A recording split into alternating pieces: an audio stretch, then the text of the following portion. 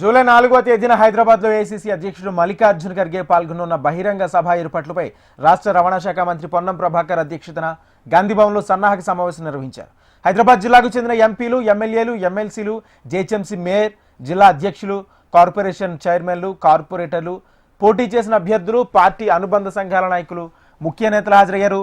ప్రతి నియోజకవర్గం నుంచి జన సమీకరణ చేపట్టాలని పార్టీ నేతలకు మంత్రి పొన్నం సూచించారు. ఇదే అంశానికి సంబంధించి పూర్తి సమాచారం మా ప్రతినిధి ప్రేమ్ లైవ్ ద్వారా అందిస్తారు. ప్రేమ్, కొద్దిసేపటి క్రితం గాంధీ భవన్లో హైదరాబాద్ జిల్లా కాంగ్రెస్కు సంబంధించినటువంటి ముఖ్య నాయకుల సమావేశం జరిగింది.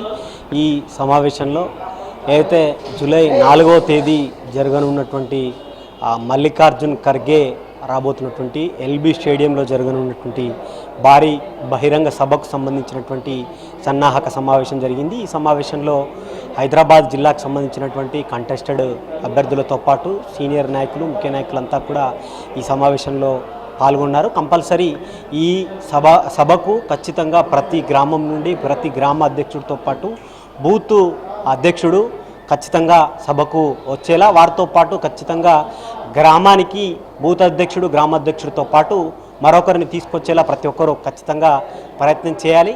సభను గ్రాండ్ సక్సెస్ చేయాలని చెప్పేసి కూడా కొద్దిసేపటి క్రితం జరిగినటువంటి సమావేశంలో నాయకులందరికీ కూడా నేతలు చెప్పినట్టుగా తెలుస్తుంది.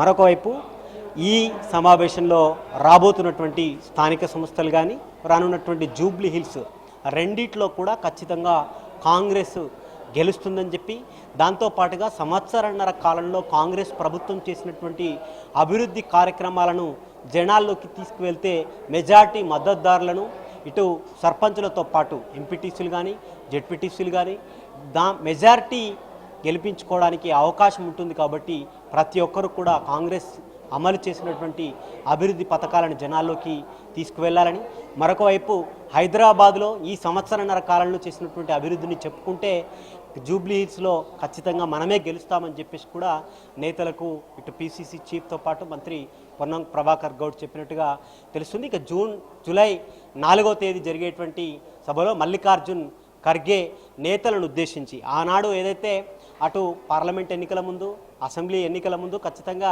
ఏఐసిసి చీఫ్ ఎన్నికలను ఉద్దేశించి వారు మాట్లాడతారు. ఇక ఇప్పుడు రాష్ట్రంలో జరగబోయేటువంటి స్థానిక సంస్థల ఎన్నికలను ఉద్దేశించి కూడా ఏ విధంగా ముందుకు వెళ్ళాలి, ఎట్లా మెజారిటీ మద్దతు స్థానాలను గెలిపించుకోవాలనే అంశాలపై కూడా నేతలందరికీ సలహాలు, సూచనలు సభ ద్వారా మల్లికార్జున్ ఖర్గేతో పాటు incharge, PCC chief, CM, deputy CM మంత్రులందరూ కూడా చెప్తారు. Rajendra, thank you Prem.